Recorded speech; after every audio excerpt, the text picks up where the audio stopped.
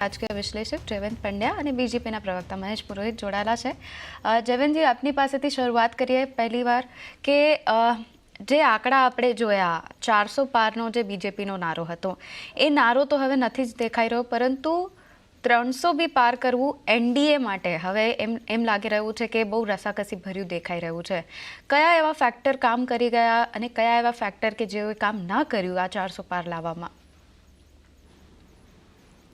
મને લાગે છે કે વિકાસની સામે જાતિવાદ, હિન્દુત્વની સામે જાતિવાદ આ બહુ મોટા પાયે અસર કરી ગયો.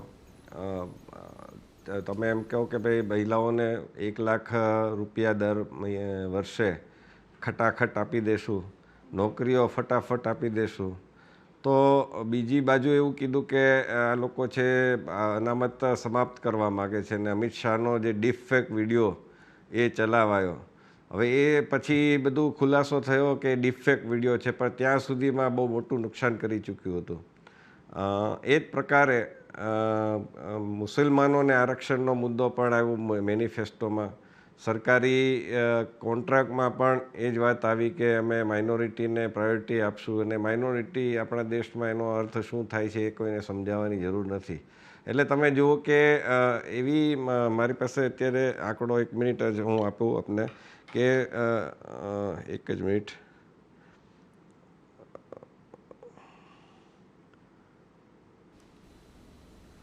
અચ્છા, અત્યારે નથી મારી પાસે, પણ ઉત્તર પ્રદેશમાં લગભગ 31 બેઠકો એવી છે જે મને જો હું ભૂલતો ન હોઉં તો કે મુસલમાન બહુમતીવાળી બેઠક છે જ્યાં ભાજપ છે હાર્યો છે. તો આ પ્રકારનું ભાજપે આ વખતે ઘણી બધી મુસલમાનોને ખુશ કરવાનો પ્રયત્ન કર્યો. નરેન્દ્ર મોદીએ એમ કહ્યું કે હું તો ઈદ ઉપર સેવૈયા ખાતો હતો અને મારી બાજુમાં મુસલમાનો રહેતા હતા, અને આ પ્રકારની વાતો કરી. એટલી જ નહીં, પણ એક ઇન્ટરવ્યૂમાં તો એમણે એમ કહી દીધું કે મુસલમાનોને અમારા કાર્યાલય ઉપર આવીને કબજો કરી લો ને કોણ ના પાડે છે. હવે આને જો એક અંશ તરીકે એક અલગ રીતે ક્લિપ કરીને ચલાવવામાં આવે તો કોઈને એવું લાગે કે વડાપ્રધાન છે મુસલમાનોનું તુષ્ટિકરણ કરી રહ્યા છે અને ભાજપ છે એ તુષ્ટિકરણ તરફ જઈ રહ્યો છે. તો આ પ્રકારના પ્રયત્નો, પસમાંદા મુસલમાનોને કોન્ટેક્ટ કરવાના પ્રયત્નો, આ બધું થયું. નુપુર શર્મા ઉપર પ્રતિબંધ મૂકી દીધો, એને અંડરગ્રાઉન્ડ કરી દેવામાં આવ્યા. એની સામે છે તસ્લીમ રહેમાની, જેણે આ કહ્યું હતું એની સામે કોઈ પગલાં લેવામાં ન આવ્યા. મૌલાના સાદ ક્યાં છે કોઈને ખબર નથી. તો એ બધું થયું, તો એમ છતાંય તે મુસલમાનોના મત છે જોઈએ એવા મળ્યા નથી ભાજપને. એની સામે એક નેરેટિવ એ પણ છે કે આજે તમે જુઓ તો મતદારોએ બધા જ પક્ષોને માપમાં રાખ્યા છે. ભાજપ એમને સત્તામાં જોઈએ છે, પરંતુ કોંગ્રેસ એની સામે એ લોકો એવું પણ નથી ઈચ્છતા કે 400થી વધુ જાય અને એક તરફી આખું વાતાવરણ થઈ જાય. અને ભાજપ છે મનસ્વી નિર્ણયો લેવા માંડે, જેમ કે સુરેન્દ્રનગરમાં ચંદુભાઈ શિહોરા, સાબરકાંઠામાં બારૈયા, એવી જ રીતે વડોદરામાં રંજનબેન ભટ્ટનું થયું, એવી જ રીતે અમરેલીમાં ભરતભાઈનું થયું. તો એ પ્રકારના પણ નથી ઈચ્છતા. કોંગ્રેસના લોકો છે એને લઈ લેવામાં આવે છે કોઈ જરૂર વગર. 156 આવી ગયા પછીની વાત છે કે પછી કોઈ જરૂર નહોતી. તો એવું ઠેર ઠેર થયું છે, ઉત્તર પ્રદેશમાં પણ થયું છે. તો એના કારણે એક મેસેજ એ પણ છે. પરંતુ ઓન ધ કોન્ટ્રારી સામે પક્ષે કોંગ્રેસને પણ સત્તામાં નથી લાવવા માગતા, અથવા તો ઇન્ડી ગઠબંધનને પણ સત્તામાં નથી લાવવા માગતા.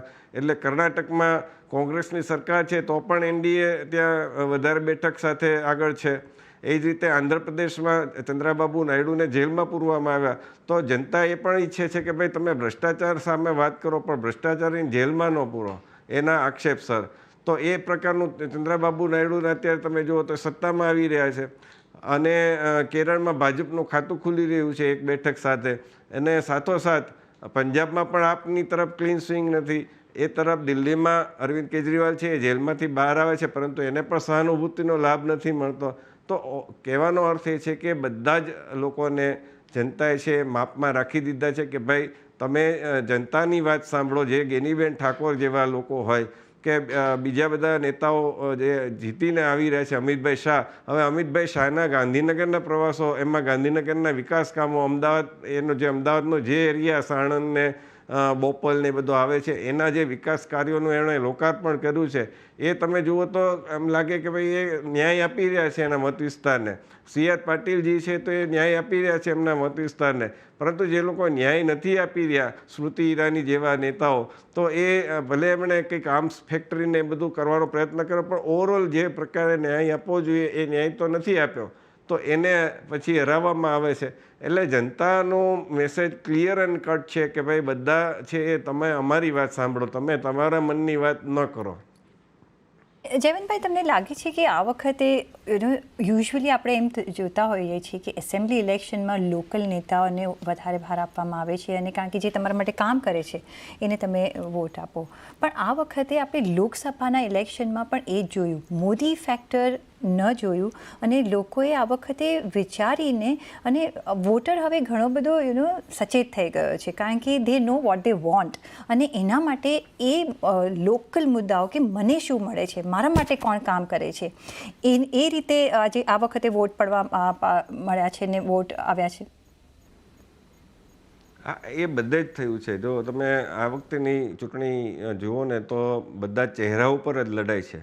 કોંગ્રેસના કોણ નેતા છે અથવા તો કોણ ઉમેદવાર છે, આ ગેનીબેન ઠાકોર જેવા અપવાદ હોઈ શકે છે, પરંતુ કોંગ્રેસની ચૂંટણી માત્ર ને માત્ર રાહુલ ગાંધીના ચહેરા ઉપર, કેજરીવાલના ચહેરા ઉપર આપની ચૂંટણી, અને મમતા બેનર્જીના ચહેરા ઉપર તૃણમૂલની ચૂંટણી, ડીએમકેમાં સ્ટાલિન, એમ.કે. સ્ટાલિન છે એના ચહેરા ઉપર. તો વ્યક્તિવાદી અને એ લોકો કે એ જ ફાઇનલ, એ પ્રકારનું અખિલેશ યાદવ પણ આપણે ભૂલી ન શકીએ, તેજસ્વી યાદવ ભૂલી ન શકીએ. અને આ પ્રકારના એક ચૂંટણી થઈ ગઈ છે. એટલે લોકો એ કહે છે કે ભાઈ એમ નહીં, તમે મોદીજી કામ કરે છે, પોતે એમ કહે છે કે ભાઈ મારા ચહેરા ઉપર મત આપો, તમે બધાને મત આપશો તો મને જ મત પહોંચશે. એ 2019માં માની લીધું, પરંતુ એ પછી જોયું કે ભાઈ અમુક નેતા, અમુક સાંસદો છે એ પોતાના મત વિસ્તારને પૂરતો ન્યાય નથી આપતા, ચહેરો નથી દેખાડતા, અને જેટલો વિકાસ કરવો જોઈએ એ પ્રમાણનો વિકાસ. હવે મને યાદ આવે છે કે 2014માં વડાપ્રધાન તરીકે આવ્યા પછી નરેન્દ્ર મોદીએ બહુ એક સરસ યોજના કરી હતી કે દરેક સાંસદ છે પોતાનું એક ગામ છે દત્તક લઈને, આદર્શ ગ્રામ યોજના એ કરી હતી. તો એમણે પોતે પણ વારાણસીનું એક ગામ દત્તક લીધું ને એમાં વિકાસ કર્યો. પરંતુ એવા કેટલા નેતા છે જેમણે પોતાના સાંસદ છે કે જેણે પોતાના ગ્રામનો વિકાસ કર્યો. જો કર્યું હોત તો એ બાને ગામનો પણ વિકાસ થયો હોત અને એ લોકોને મત પણ મળ્યા હોત. તમારે નોન રિપીટ થિયરી કેમ અપનાવવી પડે છે? તો એનું કારણ એ છે કે તમે વિકાસ નથી કરતા. એ જ રીતે કોંગ્રેસમાં પણ તમે આજે જે ગેનીબેન સિવાયના નેતાઓ છે જે હાર્યા છે, તો એણે પણ એ જ કરવાની જરૂર છે કે ભાઈ અનંત પટેલ હોય કે બીજા બધા લોકો હોય, તો એ પરેશ ધાનાણી પોતે પણ એ છેક છેલ્લી ઘડીએ તૈયાર થાય છે ચૂંટણી લડવા, પહેલેથી તૈયાર નથી થતા, એને કરગરવા પડે. એની કરતાં લલિત કગથરા જે ત્યાં રહીને કામ કરે છે, કે લલિત વસોયા છે જે પોરબંદર લડવા એમને મોકલવામાં આવ્યા, એના બદલે તમે રાજકોટમાં જ લડાવ્યા હોત તો એ વાત ન આવત. તો કહેવાનો અર્થ એ છે કે તમારી વાત એકદમ સાચી છે કે જનતા ઈચ્છે છે કે ભાઈ તમે કેન્દ્રમાં રહીને કામ કરો, એ વાત બરાબર છે, પણ અમને અમારા પણ પ્રતિનિધિ જોઈએ છે કે જેની પાસે અમે અમારી વેદના વ્યક્ત કરી શકીએ, કારણ કે તમને તમારા સુધી વાત અમારી પહોંચતી નથી. બિલકુલ.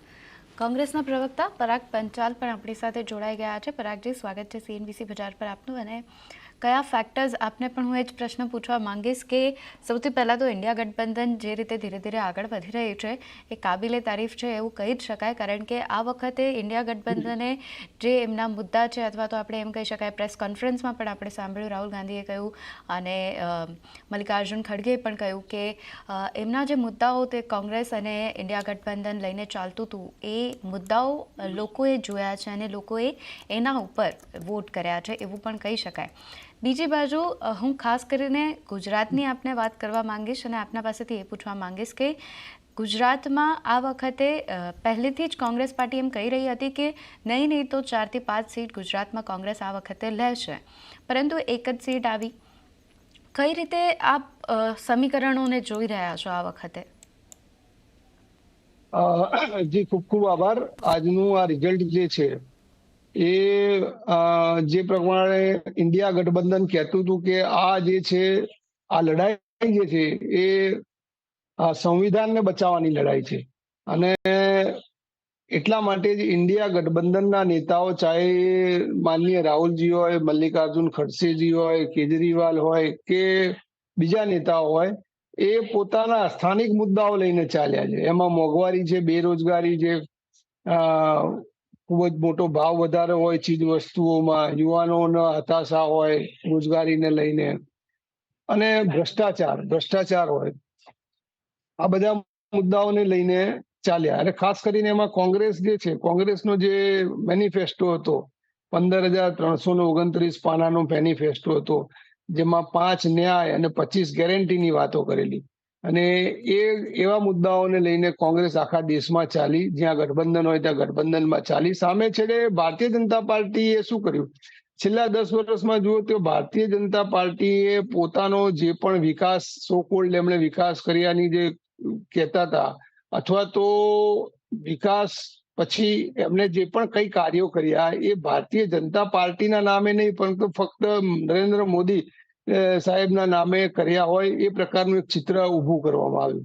એટલે આખી વાત જે છે એ લોકશાહી ઉપરથી હટીને એક વ્યક્તિવાદ ઉપર જઈ રહી હતી.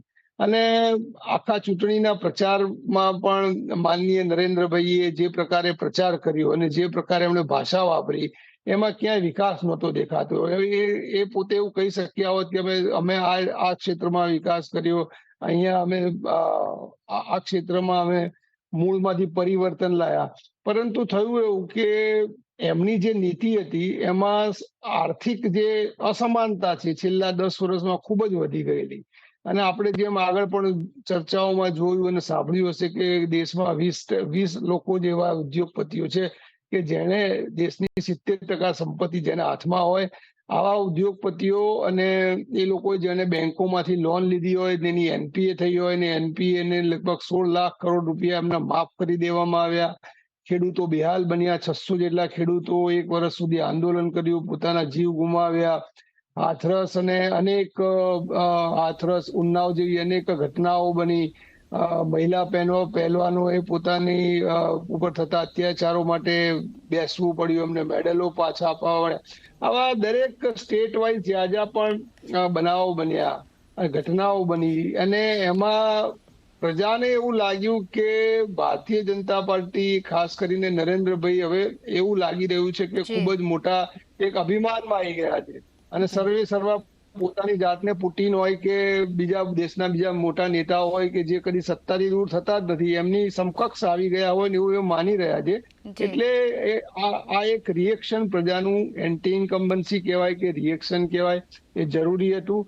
કારણ કે આ દેશમાં જવાહરલાલ નહેરુ, આપણા પ્રધાનમંત્રી, પૂર્વ પ્રધાનમંત્રી સિવાય આજ સુધી ઇન્ડિયાના ઇતિહાસમાં કોઈ પણ પ્રજાએ કોઈ પણ પાર્ટીને 10 વર્ષથી વધારે મેન્ડેટ આપ્યું નથી. એટલે હવે જોવાનું ઓકે, મહેશભાઈ, જે પણ પરાગભાઈએ એલિગેશન લગાવ્યા છે, મેં ખાસ કરીને એક સંવિધાનનો મુદ્દો બધાએ ઉઠાવ્યો છે કે ચેન્જ કરી નાખીશું, એ સ્ટેટમેન્ટ તમને ભારે પડ્યું એવું લાગે છે? અને સાથે જે પૂરો ભાર હતો, તમને લાગે છે કે પ્રધાનમંત્રી નરેન્દ્ર મોદી પર હતો પ્રચારનો? વિકાસની વાતો એમણે કરી નથી એમ કહ્યું છે, પણ વિકાસ થયો છે આપણે જાણીએ છીએ. અને ઘણા એવા મુદ્દાઓ એમણે લીધા જે એમને નહોતા લેવા જોઈતા, એવું કોંગ્રેસનું કહેવું છે. તમારું શું માનવું છે? તમારી ક્યાં ચૂક થઈ? અને આ સંવિધાનનો મુદ્દો તમને લાગે છે કે તમને એ તમારા પર બેકફાયર થયો, મહેશભાઈ? સંવિધાન બદલવાની વાત છે તો સંવિધાનની અંદર એટલા બધા સંશોધન કોંગ્રેસે પોતે કર્યા છે. સેક્યુલર શબ્દ આપણા સંવિધાનના મૂળ પ્રતમાં હતો જ નહીં. એમણે 10 મિનિટની ખાલી ડિબેટ કરીને ઉમેરેલો છે. એટલે એ તો ઠીક છે, હવે એ લોકો મતલબ કહી શકે, આરોપ લગાવી શકે, અને કદાચ એવું બની શકે કે એ આ સંવિધાન બદલવાવાળો મુદ્દો કશેક કામ કરી ગયો હોય, કોઈ એક સમાજના વર્ગને સ્પર્શી ગયો હોય, તો અમે એ લોકોને સમજાવવામાં કદાચ નિષ્ફળતા અમને મળી છે, એટલે બની શકે. પરંતુ એ લોકોએ અફવા જ ફેલાવી છે, અને કદાચ એ લોકો આ મુદ્દા ઉપર ગર્વ લેતા હોય તો અફવા ફેલાવીને મેળવેલી જીત કહેવાશે, નહીં કે. અને બીજી વાત કે એ લોકો ખુશ કેમ છે, મને તો એ નથી સમજાતું. ભારતીય જનતા પાર્ટીને 240 થી 245 સીટ મળી છે, એનડીએને 295 થી 300 થવા જઈ રહી છે. સરકાર ભારતીય જનતા પાર્ટીની બની રહી છે ત્રીજી વખત, એ લોકો ખુશ કઈ વાતના છે, બરાબર છે? એટલે એ લોકો મહેશભાઈ? 100નો આંકડો કોંગ્રેસ 100, હાજી જી મહેશભાઈ, પણ આ જી, જી, એક જી. મુદ્દો એક તો હતો જે પ્રીતિએ પૂછ્યું આપને કે સંવિધાનનો મુદ્દો, પરંતુ બીજો મુદ્દો પણ એ હતો કે જી, ચહેરા હું શું- ઉપર જે ચૂંટણી લડવામાં આવી, ક્યાં તમને એવું નથી લાગી રહ્યું કે જે વોટ બીજેપી માંગી રહી હતી અથવા તો એનડીએ પણ જે વોટ માંગી રહી હતી એ પ્રધાનમંત્રી મોદીના ચહેરાને લઈને વોટ માંગી રહી હતી? દેખો, કોઈ પણ આપણા ઇન્ડિયાના પોલિટિક્સની અંદર એક પાર્ટી મને બતાવો કે જે ચહેરા વગરની હોય, એક પાર્ટી મને બતાવો. આદરણીય નરેન્દ્રભાઈ મોદીજી છે, એના પહેલાં અટલ બિહારી વાજપેયીજી હતા, બરાબર? એટલે ચહેરો એ ભારતીય રાજનીતિનો અભિન્ન અંગ છે એમ કશો તો બી તમે ચાલશે. આમ આદમી પાર્ટી લઈ લો તો અરવિંદ કેજરીવાલ, કોંગ્રેસ લઈ લો ભલે જેવા છે તેવા પણ રાહુલ ગાંધી, સમાજવાદી પાર્ટી લઈ લો તો યાદવ પરિવાર, શિવસેના લઈ લો ઉદ્ધવ ઠાકરે, ટીએમસી લઈ લો મમતા બેનર્જી. એક તો પાર્ટી મને બતાવો કે જે ચહેરા વગર લડે છે. બીજેડી હમણાં જે હારી નવીન પટનાયક, એટલે જો આ વસ્તુ હું નથી માનતો, એ ભારતીય રાજનીતિનો એક અભિન્ન હિસ્સો છે જેને આપણે સ્વીકારવો. આજે નરેન્દ્રભાઈ મોદીજી છે, આવનારા સમયમાં ભારતીય જનતા પાર્ટીમાં કોઈ વિશેષ ચહેરો ઉભરી આવશે તો એમના નામ પર અમે વોટ માંગશું. પણ નરેન્દ્રભાઈ મોદીજીનું જે કામ અતુલ્ય છે એની ગણના કોઈ સાથે સરખાવી શકાય એમ છે જ નહીં. ભાઈ, જેમ હમણાં મહેશભાઈએ કહ્યું કે શા માટે કોંગ્રેસ આટલું રિજોઇસ કરી રહી છે, કારણ કે સરકાર તો એનડીએની બનશે એમ કહી રહ્યા છે. રાહુલ ગાંધીએ કહ્યું કે અમે ચર્ચા વિચારણા કરીશું અમારા અલાયન્સ સાથે અને અમને જણાવીશું કે અમે ઓપોઝિશનમાં બેસીએ છીએ કે સરકાર બનાવવાની કોશિશ કરીશું. ઓફકોર્સ જે ફાઇનલ ટેલી થાય છે એની બંને પાર્ટી રાહ જોશે.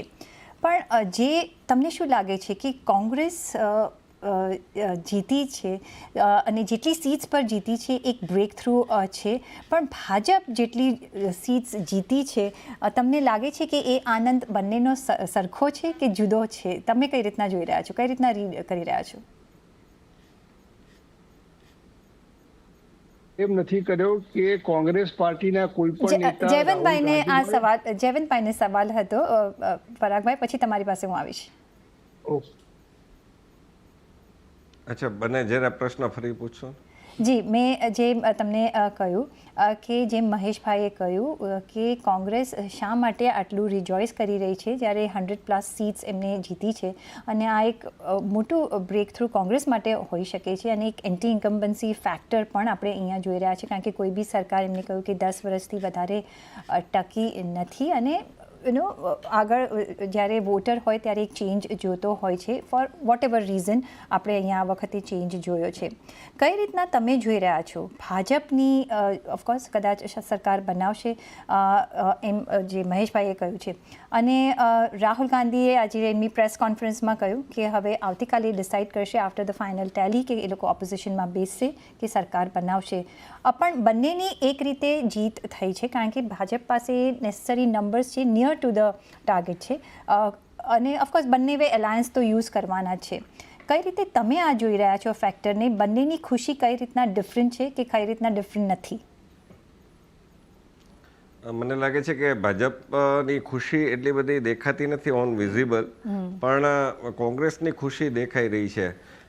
કોંગ્રેસ પાસેથી એક વસ્તુ છે કદાચ ભાજપે પણ શીખવી જોઈએ કે છેલ્લા 10 વર્ષથી 2014 હોય 2019માં તો 0-0 બેઠક, એક પણ બેઠક નહોતી મળી. એમ છતાં એ પોતે જે રીતે લડ્યા અથવા તો ડિબેટ્સમાં પણ જે રીતે એ લોકોએ પાર્ટિસિપેટ કર્યું, જે રીતે પોતાનો મત મૂક્યો અને એક નેરેટિવ દર વખતે એને સેટ કર્યું. મોંઘવારીનો મુદ્દો હોય, બેરોજગારીનો મુદ્દો હોય, ભ્રષ્ટાચારનો મુદ્દો હોય કે પછી સરમુખત્યારશાહીનો મુદ્દો હોય. હવે તમે જુઓ તો કોંગ્રેસમાં સૌથી વધુ સોનિયા ગાંધી 17 વર્ષ સુધી પક્ષના પ્રમુખ પદે રહ્યા. રાહુલ ગાંધી છે એને પૂછ્યા વગર મલ્લિકાર્જુન ખડગેજી એક પણ નિર્ણય નથી લઈ શકતા, પરંતુ એ લોકોએ કેટલીક હદે એ સમજાવવામાં સફળ રહ્યા કે ભાજપ છે માત્ર 2 જ વ્યક્તિથી ચાલતો પક્ષ છે. એમ જોવા જાવ તો કોંગ્રેસ છે માત્ર 2 જ વ્યક્તિથી ચાલે, સોનિયા ગાંધી ને રાહુલ ગાંધીને, હવે થોડા અંશે પ્રિયંકા ગાંધી વાડ્રા, એ સિવાય કોઈ છે જ નહીં. તો પણ છતાંય એમ એ પોતાનો એક નેરેટિવ સ્થાપિત કરવામાં ખૂબ સફળ રહે છે. બેરોજગારીનો રાજસ્થાનમાં આંક જોઈ લો અને ગુજરાતમાં જોઈ લો. રાજસ્થાનમાં જ્યાં સુધી કોંગ્રેસની સરકાર હતી, હવે આ સરકાર બદલાઈ છે, પરંતુ એ પેપર લીકનો મુદ્દો છે રાજસ્થાનમાં પણ થાય છે, ઉત્તર પ્રદેશમાં પણ થાય છે અને ગુજરાતમાં પણ થાય છે. પરંતુ ગુજરાતનો પેપર લીકનો મુદ્દો છે એ ઠસાવવામાં કોંગ્રેસ હંમેશા સફળ રહે છે. એ જ રીતે ક્ષત્રિય આંદોલન, તો એ પણ આખો નેરેટિવ આ ગુજરાતની ચૂંટણીમાં ચાલ્યો. ગેનીબેનનો મુદ્દો છે ગુજરાતની ચૂંટણીમાં ચાલ્યો. ભાજપના મુદ્દા છે એ ચાલ્યા જ નહીં. ભાજપના જેટલા પણ કામોના મુદ્દા છે અથવા તો હિન્દુત્વના મુદ્દા છે એ ક્યાંય ચૂંટણીમાં તમને દેખાય જ નહીં નેરેટિવની રીતે. તો એ વાત છે કોંગ્રેસ પાસેથી, એટલે એને એટલા માટે આ એક કરે છે કે ભાઈ અમને જેટલી બેઠક મળી, ભલે અબકી બાર 0 કે પાર, એમાં પણ એ ખુશ છે. એને લાગે છે કે એક બેઠક મેળવીને અમે શરૂઆત તો કરી છે, અથવા તો જે કેન્દ્રમાં છે નરેન્દ્ર મોદીને જે બહુમતી મળવી જોઈએ મળી નથી અને ભાજપને બહુમતી નથી મળી. હવે એને ટેકાથી ચાલવું પડશે અને એ ટેકાને ક્યાંક અમે પણ અમારી બાજુ ખેંચવી શકીએ છીએ. જો એ નીતિશ કુમારને કે ચંદ્રબાબુ નાયડુને ત્યાં નહીં બને તો જેમ ટી પાર્ટી થઈ હતી જયલલિતાની સોનિયા ગાંધીજી સાથે અને સરકાર ગઈ હતી અટલજીની, તો એ રીતે અમે પણ અમારી સરકાર બનાવી શકશું. એક એવું શક્યતા એમને દેખાઈ રહી છે અને ભવિષ્યમાં આવનારા ભવિષ્યમાં એટલે કે 2029માં એમને સ્પષ્ટ એવું લાગે છે કે ભાઈ પાછા અમે કમબેક થાશું. કારણ કે આ વખતે એમનો જે ટેલી છે એ પણ સુધરો છે, 90થી ઉપર બેઠક ગઈ છે. પરંતુ સામે પક્ષે કોની સરકાર બનશે એવું લાગે છે. તો આપણે હંમેશા એક મીમમાં કે બધી રીતે કહેતા હોય છે કે અમિત શાહને કહેવામાં આવે તો પાકિસ્તાનમાં પણ સરકાર બનાવી દે. તો મને લાગે છે કે ભાજપ માટે કંઈ અઘરું નથી કે અને નીતિશ કુમાર છે ગઈકાલે મળવા આવેલા, પરંતુ એમની સાથે વાત નથી કરવામાં આવી. એ પણ એક વાત છે કે જે એની નેગેટિવ પોઈન્ટ જઈ શકે છે. હવે જો એ ભાજપ એને મનાવવામાં સફળ રહેશે અને ચંદ્રબાબુને મનાવવામાં સફળ રહેશે તો મને લાગે છે કે સરકાર બનાવવું તો અઘરું નથી, પરંતુ સરકાર ચલાવવી અને એમાંય તે નરેન્દ્ર મોદી જે રીતે એક સ્વતંત્ર રીતે કામ કરવા ટેવાયેલા છે એ રીતે જોતા ઘણા બધા સમાધાનો કરવા પડશે. ઘણી બધી જે અમુક પહેલાં જનસંખ્યા નિયંત્રણ કાયદાની વાત હતી કે યુસીસીની વાત હતી, સમાન નાગરિક સંહિતાની, કાશી મથુરાની વાત છે, તો એને મને લાગે છે કે અભેરાએ ચડાવવાનું આ બંને પક્ષો દબાણ કરશે. જેમ અટલજીને દબાણ કર્યું હતું કે ભાઈ કોઈ કોમન મિનિમમ પ્રોગ્રામ બનાવો, તો એ કરવામાં પછી એ સમાધાન થશે કે કેમ, અથવા તો એ પીછેહટ જેવી રીતે 1989ની ચૂંટણીમાં સૌથી મોટો પક્ષ કોંગ્રેસ હતો, પરંતુ રાજીવ ગાંધીએ કીધું કે ભાઈ આ જે જનાદેશ છે અમારી વિરુદ્ધ છે, તો અમે વિપક્ષમાં બેસવાનું પસંદ કરીશું, ભલે અમે સૌથી મોટો પક્ષ હોઈએ. તો એ પ્રકારનું થાય છે કે કેમ એ પણ હવે આપણે જોવું રહ્યું. બિલકુલ, એટલે એ પણ આપણે જોવું રહ્યું. પરંતુ મહેશજી, હું આપની પાસે આવવા માંગીશ અને આપે જ્યારે મેં ચહેરા પર ચૂંટણી લડવાની વાત કરી ત્યારે આપે કહ્યું કે જ્યારે તમારી પાસે કોઈ એવો ચહેરો છે કે જે ઓળખીતો છે તો તમે એ ચહેરાને જરૂરથી ઉપયોગ કરશો અને એ ચહેરાને જરૂરથી આગળ વધારશો. અને એ જ ચહેરાની જો આપણે વાત કરી રહ્યા અને આ ઇલેક્શનની જો વાત કરી રહીએ, ઘણા એવા મોટા ચહેરાઓ અને એવા મોટા નેતાઓ છે કે જે આપણને હારતા દેખાયા. એમાં સૌથી પહેલું નામ આવે છે સ્મૃતિ ઈરાનીનું, રાજીવ ચંદ્રશેખરનું પણ નામ છે કે જેઓ હારતા દેખાઈ રહ્યા છે. ત્યારબાદ આપણે બીજું જો વાત કરીએ તો કૈલાશ ચૌધરી પણ છે રાજસ્થાન બાડામેરથી, કે જેઓ પણ આપણને હારતા દેખાયા. બધા મોટા માથા છે અને ચહેરા એ લોકોના એવા છે કે લોકો એમના નામથી, એમના ચહેરાથી એમને ઓળખે છે કે આ બીજેપીના છે, તો પણ એ લોકો હારતા દેખાઈ રહ્યા છે. એનું શું કારણ તમે જોઈ રહ્યા છો?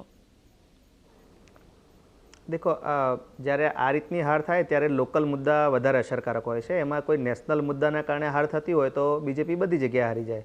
એટલે લોકલ મુદ્દા પર જ આ હાર હોય. લોકલ સમીકરણ હોય, લોકલ કોઈ નારાજગી હોય અલગ અલગ મુદ્દા ઉપર, તો એના કારણે હાર થતી હોય છે. અને બીજું કેવું હોય છે કે એક ફેક્ટરની બહુ ઓછી ચર્ચા થતી હોય છે. આપણે નેશનલ ટીવી પર કે પ્રાદેશિક ટીવી પર બેસતા હોઈએ, ઘણીટલી વખત લોકલ નાની નાની જાતિઓ હોય કે એના સમીકરણ બી જો તમારામાં ન બેસતા હોય, બરાબર, અથવા તો એ જાતિના અણગમો કોઈ પેદા થયો હોય તો બી આવા મોટા, કારણ કે ધારો કે કોઈ એક XYZ જાતિ છે, એના 50,000 વોટ છે, તો આમથી આમ થાય એટલે સીધી લાખ વોટનું તમને પ્લસ માઇનસ કરી આપે. તો જો પર્ટિક્યુલરલી આ 3 લોકસભા સીટનું પર્ટિક્યુલર નોલેજ મને નથી, પણ છતાં બી મારો એક અંદાજો છે કે લોકલ મુદ્દાના કારણે આ એક 3 જગ્યાએ હાર દેખાઈ રહી છે. પરાગભાઈ, એક બીજો જે ઓરસના ઉપર એક આપણે ચર્ચા કરવી જોઈએ. અહીંયા તમારાથી ક્યાં ચૂક થઈ ગઈ? અહીંયા આ વખતે ભાજપને એક પ્લસ પોઈન્ટ મળી ગયો છે અને અહીંયા સારી એવી એમની જીત થઈ છે. તમારું ક્યાં ત્યાં ચૂક થઈ ગઈ? ચૂક Actually, ઓડિશામાં તો ઓડિશ- ચૂક નહીં ઉલટીકના. જે ના હું પરાગભાઈને પૂછું જી છું. જી. ઓરિસ્સાની અંદર કોંગ્રેસ પાર્ટીએ મહેનત કરી, પરંતુ ભારતીય જનતા પાર્ટીનું ફોકસ કદાચ એમને ભારતીય જનતા પાર્ટીને આ વસ્તુની રિયલાઇઝ થશે કે એમના જો ગઢ જેવા બેલ્ટ છે, હિન્દી હાર્ટલેન્ડ બેલ્ટ છે કે મહારાષ્ટ્ર છે કે યુપીમાં છે, ત્યાં ક્યાંક એમની સીટો ઓછી થવા થઈ રહી છે. એટલે એમણે એમનો પોતાનો બધો જ ફોકસ અને તાકાત જે છે એ સાઉથમાં વાપર્યું અને ઓરિસ્સામાં વાપર્યું, બંગાળમાં વાપર્યું અને નોર્થ ઇસ્ટમાં વાપર્યું છે આ વખતે. અને ત્યાં કદાચ કોંગ્રેસ પાર્ટીએ બી પોતાની રીતે મહેનત કરી છે, પરંતુ સ્ટેટમાં જે મુદ્દા ચલાયા, કારણ કે વર્ષોથી આપણને ખબર છે કે ઓડિશા એક એવું સ્ટેટ છે કે જાણે કે થોડુંક અલગ થલગ જ થઈ ગયું હોય. ત્યાં ફક્ત બીજુ પટનાયક ના નામે અને એમના ચહેરાથી જે ચાલતું હતું સ્ટેટ હતું, અને એનો એ સ્ટેટમાં કેટલો વિકાસ થયો છે નથી થયો. ત્યાં ટુરિઝમ છે, કારણ કે લોકો ત્યાં એટલો જતા પણ નથી. ભુવનેશ્વર બહુ એક ખાલી ઓળખીતું નામ છે, અધરવાઇઝ ત્યાં એટલો ડેવલપમેન્ટ છે નહીં. એટલે આખું એને ભારતીય જનતા પાર્ટીએ હાઇલાઇટ કર્યો. આપણને બધાને ખબર છે કે બીજેપી જોડે જેટલા પૈસા છે ચૂંટણીમાં વાપરવામાં, બીજા કોઈ પક્ષ જોડે નથી. જો તમે 10 રૂપિયા બીજા પક્ષ વાપરતા હોય તો બીજેપી થી 1000 રૂપિયા વાપરી શકે છે. અને પોતે સત્તામાં છે, સંસ્થાઓ પર એમનો કબજો હતો. આ બધી જ વસ્તુઓ સમીકરણ ભેગું કરો તો ત્યાં એ લોકો, જેમ કોંગ્રેસ પાર્ટી વર્ષોથી તેલંગાનામાં હતું, સ્થાનિક પાર્ટી રાજ કરતી હતી ને તેલંગાનામાં સફળ થઈ, એવી રીતે અંદરથી મહેનત ભારતીય જનતા પાર્ટીની વધારે ત્યાં હશે અને કોંગ્રેસ પાર્ટી પોતાની રીતે કરી રહી હશે. પરંતુ ત્યાં ભારતીય જનતા પાર્ટી ઓરિસ્સામાં ખૂબ જ મોટી સફળતા મેળવી છે, એ કહી શકાય નથી. બીજી વસ્તુ કે હું મહેશભાઈએ જ્યારે શરૂઆતમાં વાત કરી, હું તમને મેડમ એક વાત કરું કે આજથી 2 દિવસ પહેલા જ્યારે એક્ઝિટ પોલ માટે બધા ડિબેટ્સમાં બેસવાના હતા, એની પહેલા કોંગ્રેસ પાર્ટીના પ્રવક્તાઓ, ડિબેટ પ્રવક્તાઓને જવાની ના પાડી હતી. એનું મુખ્ય કારણ એ જ હતું કે જે રીતે આંકડાઓ અને એનાલિસિસ થતું હતું એ ટોટલી એક્સગ્રેશિયા હતું. અમે લોકોએ આવ્યા પછી ત્યારે પણ કીધેલું કે મહારાષ્ટ્રની અંદર હોય કે કર્ણાટકમાં હોય કે યુપીની અંદર હોય, જ્યાં બી મારી ડિબેટ ચેનલ તમારી બી હોય તો જોઈ લેજો કે હું એ વખતે 55 સીટ જ કહેતો હતો ભારતીય જનતા પાર્ટીની. યુપીની પણ એમાં કરતાં પણ અત્યારે ઓછી છે. એનું કારણ એ છે કે તમે આખી વસ્તુ આખી તમારી ડેવલપમેન્ટ કે સ્થાનિક મુદ્દાઓ હોય એને એક બાજુ મૂકીને ફક્ત એકલા ધાર્મિક ધ્રુવીકરણ, અને એમાંય ખાસ કરીને દેશની સૌથી મોટી માઇનોરિટી છે મુસ્લિમ માઇનોરિટી, અને જે પછી મંગળસૂત્ર આવ્યું, એમાં ભેંસ બીજાને આપી દેવાની, તમારી જમીન ઉપર અધિકાર કરી દેશે, આ પ્રકારની જે વાતો હતી ને એ લોકોમાં ચાલી નહીં. અને ઉત્તર પ્રદેશની અંદર ખાસ કરીને એ આપણને જોવા મળે છે કે એક એલાયન્સ વર્ષોથી રહ્યું છે ત્યાં, યાદવ મુસ્લિમ કે SC ST નું. એ આ વખતે એટલા માટે કામ કરી ગયું કે અમને કદાચ એવું લાગવા માંડ્યું હશે કે આ જે પણ પ્રકારની ધાર્મિક ધ્રુવીકરણની વાતો ભારતીય જનતા પાર્ટી, અને એમાં બી ખાસ કરીને જે બુલડોઝરો ફેરવવામાં આવ્યા અને એક તરફી કાર્યવાહી થઈ, એટલી પબ્લિક ત્યાંથી ખૂબ જ નારાજ હતી. એટલે યુપીની વસ્તુ અલગ છે. મહારાષ્ટ્રની અંદર આપણને બધાને ખબર છે કે મહારાષ્ટ્રની અંદર NCP ના 2 ભાગ કરીએ ભારતીય જનતા પાર્ટીએ, શિવસેનાના 2 ભાગ કર્યા. શિવસેનાની જે મહાઆઘાડીની સરકાર ચાલતી હતી એને પાડી દીધી. આખા દેશમાં એમ જોવા જઈએ તો 100 થી વધારે એ લોકો MLA ને તોડીને એમની જોડે લઈ ગયા, MPs લઈ ગયા, 10 જેટલી સરકારોને એમને પાડી નાખી. અને મેં જે સંવિધાન બચાવવાની વાત કરી એ સંદર્ભમાં કરી હતી મહેશભાઈ કે ભારત દેશના રાજકીય ઇતિહાસની અંદર સૌથી વધારે સ્વાયત્ત સંસ્થાઓનો ઉપયોગ કર્યો હોય, અને એમાં બી enforcement director PMLA, prevention of money laundering act section 45 છે, એનો સૌથી વધારે દુરુપયોગ કર્યો હોય. તમે એમાં 2018 કે 17માં એમેન્ડમેન્ટ લાયા અને એમેન્ડમેન્ટના જોરે તમે CMOને અંદર જેલમાં નાખવાનું ચાલુ કર્યું. તમે નેતાઓની તો કોઈ હેસિયત જ નથી રહી. તમે CMOને ઈચ્છો ત્યારે અંદર નાખી દો.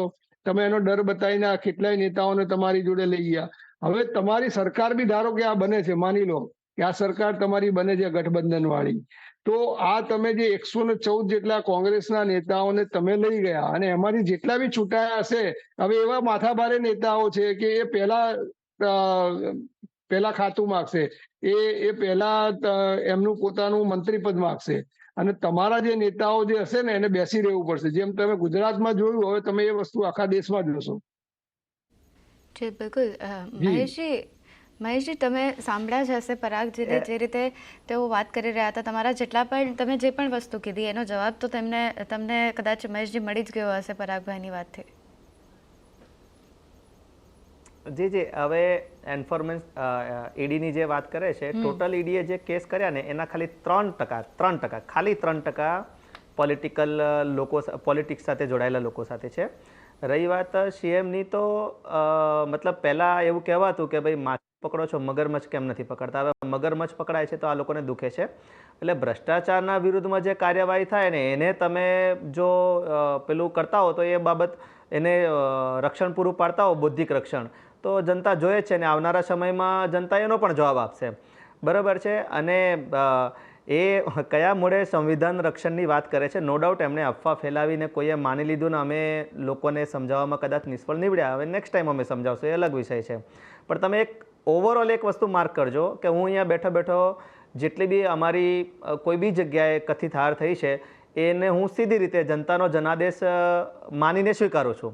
જ્યારે તમે એમને જ્યાં બી હારની વાત પૂછો છો તો ભાજપ પાસે પૈસા છે, અમારી પાસે પૈસા નથી, ભાજપે આમ કર્યું, ભાજપે તેમ કર્યું, ફલાણું આમ થયું, તેમ થયું. આ તો થેન્ક્સ કે એવા આંકડા છે કે ઈવીએમને ગાળ આપી શકે એમ નથી, બાકી ઈવીએમના પણ ઠીકરો ફોડતે.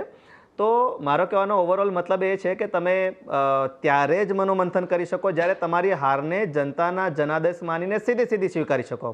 અને અમારી ચિંતા કરવાની જગ્યાએ તમારી પાસે જેટલી બી આઈડિયા, એનાલિસિસ અને બહુ સરસ તથ્યપૂર્ણ બધી વાત છે એ તમારા મોવડી મંડળને પહોંચાડો, જે સતત ત્રીજી વખત 100નો આંકડો પાર નથી કરી શકી, જે સૌથી મોટી પાર્ટી કહેવાય છે. બિલકુલ. જયવંતજી, હું આપને એક પ્રશ્ન અહીંયાથી એ પૂછવા માંગીશ કે આપણે 2019ની લોકસભાની ચૂંટણી જોઈ લઈએ અને ત્યારનું પરિણામ જોઈ લઈએ અને અત્યારનું પરિણામ લઈએ.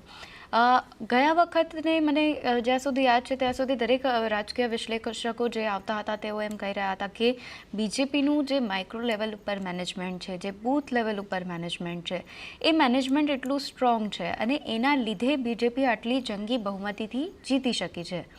અને આ વખતની જો વાત કરીએ તો દરેક વિશ્લેષક એમ કહી રહ્યા છે કે જાતિવાદનો મુદ્દો આવી રહ્યો છે, પીએમ મોદીના ચહેરા ઉપર બીજેપી આ વખતે લડી રહી છે, અથવા તો ધર્મના નામ પર બીજેપી આ વખતે લડી રહી છે, અને જે ગ્રાઉન્ડ લેવલના મુદ્દા હતા એ બીજેપીએ આ વખતે નથી મૂક્યા. તમને લાગે છે કે આ જે ડિફરન્સ છે છેલ્લા 5 વર્ષમાં, એ ડિફરન્સનો જવાબ આજે મળી રહ્યો છે એનડીએ અને બીજેપીને?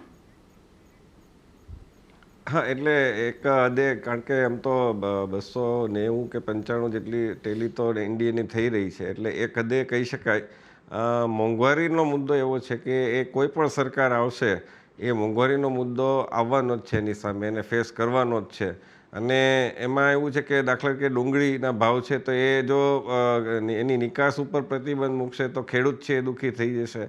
એઝ અ મીડિયા આપણે અથવા તો રાજકીય વિશ્લેષક તરીકે અમે એ કહેવાના છીએ કે ભાઈ ખેડૂતને એમાં નુકસાન થઈ રહ્યું છે, પણ બીજી બાજુ જો એ કરવા દેશે તો એના ભાવ વધી જશે, તો મહિલા છે એને અથવા તો લોકો છે એને તકલીફ થવાની છે. પેટ્રોલ ડીઝલના ભાવ વધવાના છે તો એની ઓવરઓલ આખી સાયકલ ઉપર અસર થવાની છે, એના લીધે ભાવ વધારો થવાનો છે. પરંતુ આ જે પરિસ્થિતિ, આ વખતની પરિસ્થિતિ અસાધારણ એટલા માટે પણ હતી, એ પણ આપણે સમજવું જોઈએ કે યુક્રેન રશિયાનું યુદ્ધ થયું એના કારણે વિશ્વભરમાં, અને એમાંય તે બ્રિટન ને અમેરિકામાં તો 40 વર્ષમાં અભૂતપૂર્વ હોય એવી મોંઘવારી થઈ. એમ છતાંય ભલે આપણે તટસ્થ રીતે એક વાત સ્વીકારવી પડે કે આપણા દેશમાં એટલી મોંઘવારી નથી થઈ, પરંતુ મોંઘવારી છે એ તો છે જ. બીજું કે કોરોના કાળમાં જેટલી નોકરીઓ ગઈ, છાશવારે છટણીઓ થાય છે, ગૂગલ હોય કે માઇક્રોસોફ્ટ હોય કે અહીંયા ઇન્ફોસિસ હોય કે બીજી કોઈ પણ મોટી કંપનીઓ હોય કે નાની કંપનીઓ હોય, તો એને લીધે જે એક બેરોજગારી ઉત્પન્ન થાય છે અથવા તો લોકોના પછી ભાવ ઘટે છે, એટલે ઇન ધ સેન્સ કે પછી એને બીજે ક્યાંય નોકરી પર રહેવું હોય તો એને ઓછા પગારે નોકરી સ્વીકારવી પડે છે. હવે એના માટે કોઈ પક્ષ વિચારતો નથી, પરંતુ અત્યારે સત્તામાં ભાજપ છે એટલે એ પ્રશ્ન ભાજપ સામે આવવાનો છે. પેપર લીક થાય છે તો એ પ્રશ્ન ભાજપ સામે આવવાનો છે, એમાં કોઈ પ્રશ્ન નથી. એને જેમ કહીએ કે આપણે ઘોડા છૂટી ગયા પછી તમે તબેલા મારવા જાઓ, એમ કેટલા બધા પેપર લીક થયા પછી તમે એને સ્ટ્રોંગ કરવા માટે હસમુખ પટેલને લાવ્યા, એને માટે તમે કાયદો કડક બનાવ્યો, એ બધું થયું. પરંતુ એ દરમિયાન ઘણી બધી નારાજગી છે, એ અસંતોષ છે, ઊભો થઈ ચૂક્યો હતો. તો યુવાનો હોય કે પછી બેરોજગારીનો પ્રશ્ન હોય, એ જે સત્તામાં રહેશે, કારણ કે આપણે ત્યાં બેરોજગારીની વ્યાખ્યા એ રીતે કરી દેવામાં આવી છે કે હું આજે પત્રકાર છું, રાજકીય વિશ્લેષક છું, પરંતુ મેં જો સરકારી ચોપડે મારું નામ બેરોજગાર તરીકે નોંધાવ્યું હશે અને મને સરકારી નોકરી નથી મળી તો હું પોતે સરકારી ચોપડે તો બેરોજગાર જ છું, એટલે હું એમ કહી શકું કે બેરોજગાર છું. બીજું કે લોકોને સરકારી નોકરીમાં જે સુરક્ષા છે, જે પગાર છે, એ જોઈએ છે. હવે એની સામે ખાનગી કંપનીઓમાં તમારે એનું કંઈક કોઈ પણ સરકારમાં આવશે એણે વિચારવું પડશે, જે પણ પક્ષ છે એને જીતવું હશે તો, કે ભાઈ ખાનગી કંપનીઓમાં પણ એવું કંઈક મિનિમમ વેજીસ, એવું કંઈક સિક્યુરિટી લાવો લોકોને. આજે તમે જે અમેરિકાનું એક મોડેલ અપનાવ્યું છે ઉદારીકરણનું, પછી કહેવાય કે ખાનગીકરણનું, તો એ મોડેલની સાથોસાથ ત્યાં જે સામાજિક સુરક્ષા મળે છે લોકોને, એ ત્યાં કંઈ પણ તમે છૂટા કરો તો એ કોર્ટમાં જઈ શકે છે, કોર્ટમાં ન્યાય મળે છે. પરંતુ આપણે ત્યાં કોર્ટમાં ન્યાય છે માત્ર ને માત્ર હાઈ પ્રોફાઇલ લોકોને જ મળે છે, ચાહે પૂનાનો પેલો વ્યક્તિ જે કારમાં એક્સિડન્ટ કરે છે એ હોય, કે પછી સલમાન ખાન હોય, કે પછી રાજકીય નેતા હોય જેને ફટાફટ જામીન મળી જાય છે. તો એ સામાન્ય વ્યક્તિને જ્યારે ન્યાય મળતો થશે ત્યારે મને લાગે છે કે આ વાત નહીં આવે. એટલે તમારો જે મુદ્દો હતો એ આ હતો કે આ પ્રશ્નો છે એ લોકો સમક્ષ આવવાના છે. ભાજપ છે એ લોકોને એ સમજાવવામાં નિષ્ફળ રહ્યો છે. હવે તમે દાખલા તરીકે ચૂંટણી ચાલુ હતી ને વડોદરાનો સ્માર્ટ મીટરનો પ્રશ્ન આવી ગયો, ચૂંટણી પતી તરત જ અમૂલના ને પેલી જે મધર્સ ડેરી છે એમાં ભાવ વધારો થઈ ગયો, ટોલ ટેક્સમાં ભાવ વધારો થઈ ગયો. તો એ તમારી વિરુદ્ધ અત્યારે કદાચ આ ચૂંટણી તો પતી ગઈ, પરંતુ એ નેક્સ્ટ ચૂંટણીમાં તો જવાનું જ છે કે હવે લોકો સમજી ગયા કે ભાઈ ચૂંટણીમાં નહીં વધે પણ ચૂંટણી પછી તો વધી જ જશે. તો એ પ્રકારનું જ્યારે થાય છે ત્યારે લોકો સમજે છે, અને એટલો બધો જરૂરી પણ નથી હોતો ભાવ વધારો શેના માટે થાય છે એ પણ આપણે સમજવું પડે. તો મને લાગે છે કે આ મુદ્દા છે એ ભાજપે પણ વિચારવા પડશે કે માત્ર હિન્દુત્વનો મુદ્દો કામ નથી કરતો એવું નથી, આ ચૂંટણીમાં પણ કામ કર્યો છે, એટલા માટે તો 290 બેઠક દેખાઈ રહી છે આપણને. પરંતુ એની સાથોસાથ લોકોને એ પણ જોઈએ છે કે ભાઈ મોંઘવારી, બેરોજગારીને એ મુદ્દાને પણ યોગ્ય રીતે હલ કરવામાં આવે, શિક્ષણના પ્રશ્નો હલ કરવામાં આવે, સ્વાસ્થ્યના પ્રશ્નો હલ કરવામાં આવે, અને ગામડા સુધી રસ્તા, શિક્ષણ, હોસ્પિટલ આ બધી સુવિધાઓ પહોંચે. તો પરાગભાઈ, જે જયવંતભાઈએ હમણાં કહ્યું કે ઘણા બધા મુદ્દાઓ પર હવે જે આપણે ભાજપ પાસેથી એક્સપેક્ટ કરી રહ્યા હતા, અને એમાં આઈ થિંક મહેશભાઈ પણ પછી એમનું મંતવ્ય આપી શકે છે.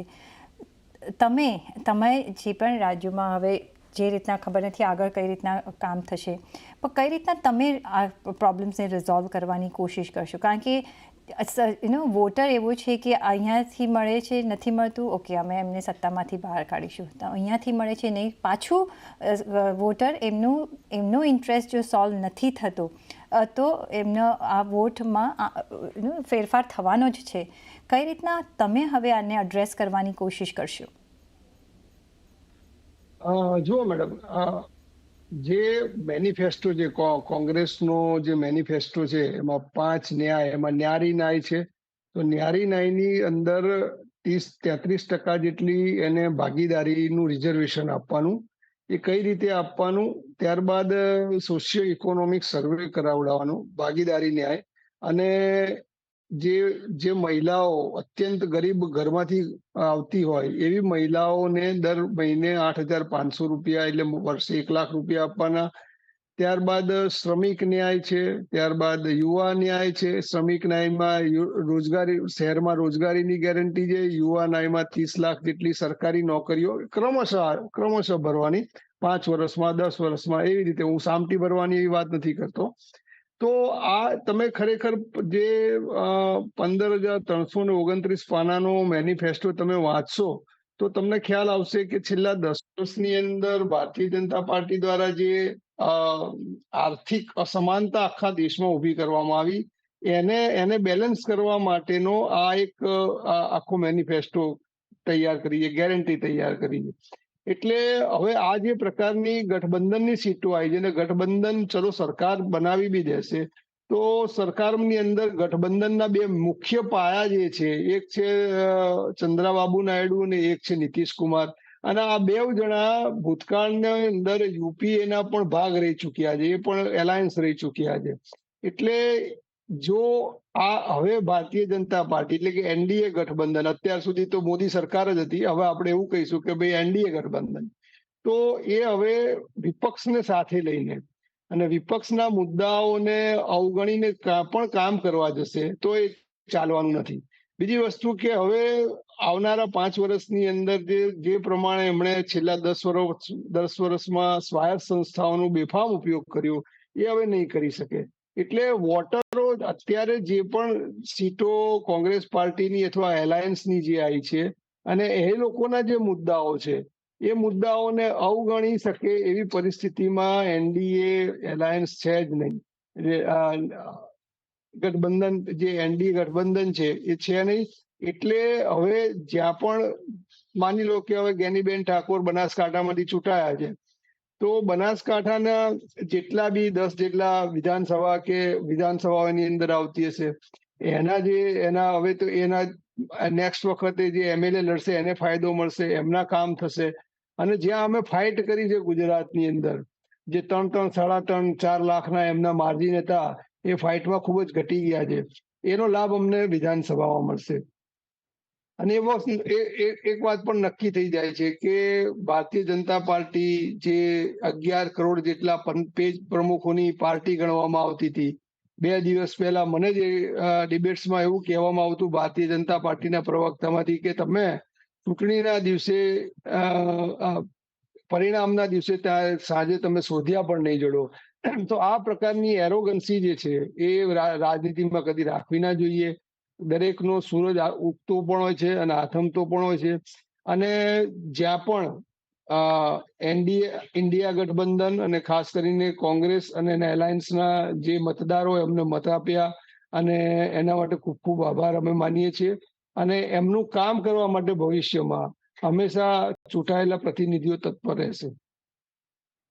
બિલકુલ, પણ પરંતુ અહીંયાથી મહેશભાઈ એક આરોપ એ લાગ્યો કે જે એરોગન્સથી ભારતીય જનતા પાર્ટી અને એનડીએ આ વખતના ઇલેક્શનમાં આવી છે, ખરેખર આપને લાગે છે એવું ખરું કે એરોગન્સમાં આવી ગઈ છે, અથવા તો એક વખત એમ પણ કહી શકાય કે જે આપણે કહીએ ને કે જે એક્સપેક્ટ કર્યું હતું એના કરતાં ઓછું આવ્યું છે, એનું કારણ એ પણ એક હોઈ શકે કે બીજેપી અને એનડીએ બંને, જો વાત કરીએ એનડીએની જ વાત કરીએ તો આ વખતે એનડીએ ખૂબ જ ઓવર પ્રિડિક્ટ થતી દેખાઈ આવી આપણને અહીંયાથી, અને એ કારણ કદાચ આપણને દેખાઈ શકે કે વોટિંગ ઓછું મળ્યું છે. કારણ કે આમ પણ આ વખતનું ઇલેક્શન બહુ ઓછું વોટ થયું હતું ગયા ઇલેક્શન કરતાં, અને એમાં પણ આ વખતે એક ફેક્ટર એ પણ એવું દેખાયો છે કે મુસ્લિમ સમાજની જ્યારે વાત કરવામાં આવે ત્યારે એ લોકોએ આ વખતે ઘણો વોટ કર્યો છે, અને મહિલાઓની પણ જો વાત કરીએ તો ઘણો વોટ કર્યો છે. આપણે ઇલેક્શન કમિશનની પ્રેસ કોન્ફરન્સ પણ સાંભળી હતી અને એમાં તેમણે કહ્યું હતું કે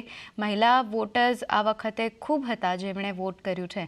પરંતુ તમને એવું લાગે છે કે એ લોકોને લાગતા જે મુદ્દાઓ હતા એ આ વખતે બીજેપીએ નથી ઉપાડ્યા, અને એનું જે કારણ છે, એક ફેક્ટ છે કે જે આ વખતે આ ઇલેક્શનમાં તમને લાગી રહ્યું છે કે મિસ થયું છે બીજેપીથી કે એનડીએથી? એટલે પર્ટિક્યુલર મહિલાની વાત કરો છો તમે? હા. ઓકે, નહીં, મહિલા તો જેટલી બી યોજના હોય કે કોઈ બી હોય, નારી નિયમન બિલ છે કે મહિલા માટે, હું તો એવું માનું છું કે મહિલાઓના વોટના કારણે જ અમે હમણાં 290, 295 પર પહોંચી શક્યા છીએ, અને એમાં વધુમાં વધુ વોટ અમને મળ્યા છે. રહી વાત તમે કહો છો લઘુમતી સમાજની, તો બની શકે એ લોકોનો તો મોસ્ટ પ્રોબેબલી, કહેવું ના જોઈએ પણ મોસ્ટ પ્રોબેબલી એન્ટી બીજેપી કરતાં કોણ જીતે છે એના કરતાં બીજેપી કેવી રીતે હારે છે એ રીતનું વોટિંગ પેટર્ન રહ્યું છે. જે રીતના હમણાં ભાઈએ, કોંગ્રેસના પ્રવક્તા ભાઈએ જ સ્વીકાર્યું હતું કે ભાઈ યુપીની અંદર YM સમીકરણ, મતલબ એ લોકોને ખબર જ છે કે ભાઈ આપણે કોઈ દેશની એકતા માટે કે મોહબ્બતની દુકાન ને એ બધું કેવા પૂરતું હોય છે, બાકી છેલ્લે તો આપણે આવી રીતે ગઠબંધન કરીને લઘુમતી સમાજને ડરાવીને અને કોઈ એકાદ જાતિને, હિન્દુમાંથી એકાદ જાતિને કોન્સોલિડેટ કરીને આપણે સરવાળો કરીને જીતવાનું છે. હું માનું છું ત્યાં સુધી એ લોકો એ બાબતમાં થોડા સફળ નીવડ્યા છે, પરંતુ આવનારા સમયમાં એનું પણ અમે સમાધાન કાઢીશું. બિલકુલ, એટલે આવનારા સમયમાં પરાગભાઈ પરિસ્થિતિ જો કોંગ્રેસની પણ આપણે જો વાત કરી લઈએ તો કોંગ્રેસ પાસે પણ જે ઘણા ખરા મુદ્દાઓ હતા, કારણ કે કોંગ્રેસ જ્યારથી મને યાદ છે પ્રચાર કરવાની કોંગ્રેસે શરૂઆત કરી હતી, કોંગ્રેસ એક જ વસ્તુ કહેતી આવી છે કે બીજેપીએ આ વસ્તુ કરી છે અને જે વસ્તુ અમે રોકવા માંગીએ છીએ, પરંતુ કોંગ્રેસે એવા કોઈ સચોટ નંબર્સ નહોતા આપ્યા, એવા કોઈ કોંગ્રેસનો બેકઅપ પ્લાન નહોતો દેખાયો કે જો, અને હજુ પણ જો પ્રેસ કોન્ફરન્સ પણ આપણે સાંભળી ત્યારે એમ કહેવામાં આવી રહ્યું છે કે આવતીકાલે બેઠક થશે અને પછી નક્કી થશે, મનોમંથન થશે, પરંતુ જે મુદ્દો પહેલેથી કોંગ્રેસ લઈને આવતી રહી છે એ મુદ્દો એક જ દેખાઈ રહ્યો હતો કે પીએમ મોદીને કઈ રીતે હરાવવા. એટલે ઘણા નિષ્ણાંતો એવું પણ કહી રહ્યા હતા કે આ વખતનું જે ઇલેક્શન છે એ પીએમ મોદી વર્સિસ કોંગ્રેસ અથવા તો ઇન્ડિયા અલાયન્સ છે. ત્યારે કોંગ્રેસ કે ઇન્ડિયા અલાયન્સનો કોઈ મુદ્દો કેમ નથી દેખાયો પહેલેથી, અને હજુ પણ કોંગ્રેસ શું એટલી ક્લિયર છે ખરી, ઇન્ડિયા અલાયન્સ એટલું ક્લિયર છે ખરી એમના મુદ્દાઓને લઈને?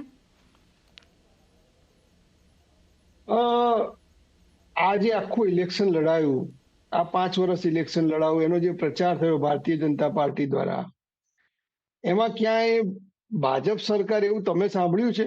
તમે કે અમે ક્યાંક ભીતના ચિત્ર પર ફક્ત એક જ વ્યક્તિ નરેન્દ્ર મોદી સાહેબ, મોદી સરકારનું આપણે નામ સાંભળ્યું છે, ક્યાંય ભારતીય જનતા પાર્ટીનું નામ સાંભળ્યું નથી. ભારતીય જનતા પાર્ટી જે વાજપેયી સાહેબના જમાનામાં હતી ભારતીય જનતા પાર્ટી, એને પણ આ લોકો ભૂલી ગયા.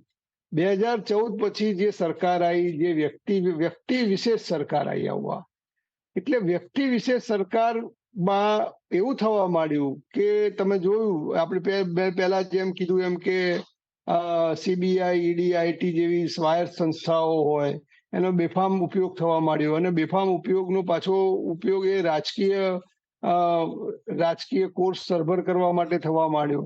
પછી લોકોને, વિપક્ષોને એવું લાગવા માંડ્યું કે ભાઈ હવે આ તો સાહેબ તો પુતિન બનવા જઈ રહ્યા છે ધીમે ધીમે. એટલે સંવિધાન ઉપર વાત આવી ગઈ. એમના પોતાના એમપીઓએ પ્રચારની અંદર એવું કીધેલું છે કે ભાઈ તમે અમને 400 સીટો આપો તો અમે આખું સંવિધાન બદલી નાખીએ.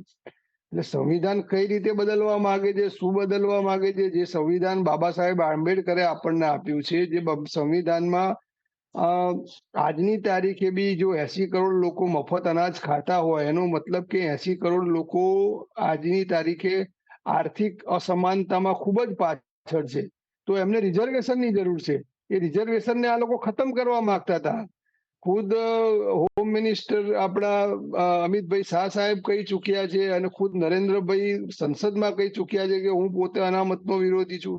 તો આ જે ગરીબો જે હતા કે જે ક્યાંક એમને અનામતનો લાભ મળે છે ને હજી એમને સામાજિક રીતે એમને આગળ હજી આવ્યા નથી, પરંતુ અનામતનો લાભ લઈને એમને આગળ લાવવામાં આવી રહ્યા છે. એમને એવું લાગ્યું કે આ સરકાર જો ફરી આવે આવી રીતે અને જો બદલી નાખે સંવિધાન, તો એમનું અસ્તિત્વ ખલાસ થઈ જશે. તો તમારો જે સવાલ હતો કે કયા મુદ્દાઓ લઈને કોંગ્રેસ ચાલી આ વખતે, તો કોંગ્રેસનો તમે મેનિફેસ્ટો ધ્યાનથી જુઓ તો 5 જેટલા જે ન્યાય અને 25 ગેરંટી છે, એમાં આ દરેક બાબતો માટેનું સમાધાન આપેલું છે કે જો સરકાર અમારી બને તો અમે આ પ્રકારે ફેરફાર કરી શકીએ. ખાસ કરીને જે આર્થિક ફેરફારો કરવાની જરૂર છે. જી પરાગભાઈ, એ તો મેનિફેસ્ટોની એ તો વાત થઈ કે મેનિફેસ્ટોની એ તો વાત થઈ કે તમે મેનિફેસ્ટોમાં કયા મુદ્દાઓ રાખ્યા છે. પ્રશ્ન એ છે કે જેવી રીતે બીજેપી અથવા તો એનડીએ ગવર્મેન્ટ જે છે એ એમના 25 વર્ષનો, આવનારા 25 વર્ષનો રોડમેપ લઈને ચાલી રહી છે કે શું કામ તેઓ કરશે અથવા તો એવા કયા સેક્ટર્સ છે કે જ્યાં તેઓ વધારે ફોકસ રાખશે, ઇન્ક્લુડિંગ મહિલાઓની વાત હોય, યા તો પછી બેરોજગારીનો મુદ્દો હોય, યા તો પછી એનો અભ્યાસનો કે એનો કોઈ મુદ્દો હોય. એટલે દરેક મુદ્દા બીજેપીએ બહુ ક્લિયરલી રાખ્યા છે કે તેઓ આ ક્ષેત્રમાં કામ કરશે. કોંગ્રેસ પાસે એવા કયા ક્ષેત્ર છે, યા કોંગ્રેસે મેનિફેસ્ટો બાદ એવા કયા મુદ્દાઓ આપ્યા છે કે તેઓ આ સેક્ટરમાં અથવા તો આ ફોકસ કરશે એવી જગ્યા ઉપર કે જ્યાં જરૂરિયાત છે? કારણ કે પહેલેથી કોંગ્રેસ ફક્ત એમ જ કહેતી આવી રહી છે કે અમને પીએમ મોદી સામે લડાઈ લડવી છે, એ વ્યક્તિ અમને નેક્સ્ટ પીએમ નથી જોઈતા ભારતના. એવા કયા મુદ્દા છે, હું તમને એ પૂછી રહી છું. નહીં એવું ક્યાંય નથી કે અમારે આખી લડાઈ જે હતી કે પીએમ મોદીને હટાવવા માટેની જ હતી. તો અત્યારે ફરી એનડીએની સરકાર બને છે તો પીએમ મોદી ફરી પીએમ નહીં બની જાય? હા ચલો, નહીં બને એ કોના કારણે નહીં બને? એ યોગીના કારણે નહીં બને કે નીતિન ગડકરીના કારણે? એ એમનો આંતરિક મામલો છે કે અમને કદાચ આ વખતે પીએમ ના બનાવવામાં આવે. બરાબર છે. અને જે કોંગ્રેસના, હું એમ કહું કે ભાઈ કોંગ્રેસ પાર્ટી એમ કે આવનારો અમારી જોડે 100 વર્ષનો રોડમેપ છે, તો એનો મતલબ શું છે? લોકશાહીની અંદર જે વર્તમાન જે છે તમારો, એ વર્તમાન મહત્વનો છે. હું એમ કહું કે ભાઈ અમે આગળ 50 વર્ષની અંદર કોંગ્રેસ પાર્ટી આવું કરવા માંગે છે, પણ તમે 50 વર્ષ સરકાર તમારી રહેવાની છે. લોકશાહીની અંદર કોઈ પણ એક સરકાર 20-25 વર્ષ રહે તો પછી લોકશાહીનો મતલબ જ નથી. ત્યાં લોકશાહી જ ત્યાં જ ખતમ થઈ જાય છે. એટલે જ જે વર્તમાન સ્થિતિ હોય અને વર્તમાન સ્થિતિના જે પ્રોબ્લેમ હોય, એ પ્રોબ્લેમ સોલ્વ કરવા માટેના જે મુદ્દાઓ હોય એ પ્રમાણે ચાલવાનું હોય છે. અને એ જ વાત રાહુલ ગાંધી હંમેશા કીધી છે કે કોંગ્રેસ પાર્ટીના અમારા પ્રમુખ ખડસે સાહેબે કીધી છે. અને કે કઈ રીતે ઇકોનોમી જે છે, ઇકોનોમી અત્યારે સોકોલ્ડ ઇકોનોમી એ કેટલાક લોકોના જ હાથમાં છે. છેવાડાના ગરીબો છે, મધ્યમ વર્ગ છે, નીચલો મધ્યમ વર્ગ છે, એ લોકો જે મોંઘવારીનો માર સહન કરી રહ્યા છે. અને આ ભારતીય જનતા પાર્ટી એક પ્રચાર ચલાવ્યો કે અમે 24 કરોડ લોકોને રોજગારી ગરીબી રેખામાંથી લઈ આવ્યા. તો શું તમે ખાલી મહિને 5 કિલો અનાજ આપીને અમને ગરીબી રેખામાંથી લઈ આવ્યા? એ 5 કિલો અનાજ ઉપર નિર્ભર ના રહે એવી તમે યોજનાઓ લાવવાની કોઈ વખત વાત કરી? તો કોંગ્રેસ પાર્ટીએ કીધું કે ભાઈ અમે મનરેગા યોજના જે છે, મનરેગા યોજનામાં મિનિમમ વેજીસ છે 400 રૂપિયા કરીશું. અમે બીજા અનેક એવી નાની મોટી યોજનાઓ છે શ્રમિકો માટે કે જેમાં એને ઇન્સ્યોરન્સ મળે, એમને 25 લાખનું કવરેજ મળે. આવી અનેક યોજનાઓ લાવીશું. એવી રીતે જે નાનો વર્ગ છે એ આર્થિક રીતે સશક્તિકરણ એનું થાય અને એમાં યોગદાન આપી શકે તો સર્વાંગી વિકાસ થાય. વિકાસ તો આપણે કર્યો, પણ વિકાસ કોનો કર્યો? ખાલી એ 10-15% લોકોનો જ વિકાસ કર્યો. કોંગ્રેસની જે વાત છે, યોજનાઓ છે, એ સર્વાંગી વિકાસની વાત છે. આપણે બિલકુલ. મહેશજી, જે રીતે અત્યારે પરાગજીએ કીધું કે પ્રેઝન્ટની વાત કરવી જોઈએ, તમે ફ્યુચરની વાત કરી રહ્યા છો. એમની એક સેકન્ડ મારો અવાજ આવે છે? જી આવે છે, બોલો. ઓકે. હવે એમણે જો મેં તમને આવતા જ કીધું કે તમે કીધું કે સંવિધાન બદલી જાય અથવા તો અનામત કેન્સલ થાય, એ બધાની જે વાત છે એમણે જ એમના મોઢાથી એમનું જૂઠું સ્વીકાર્યું છે.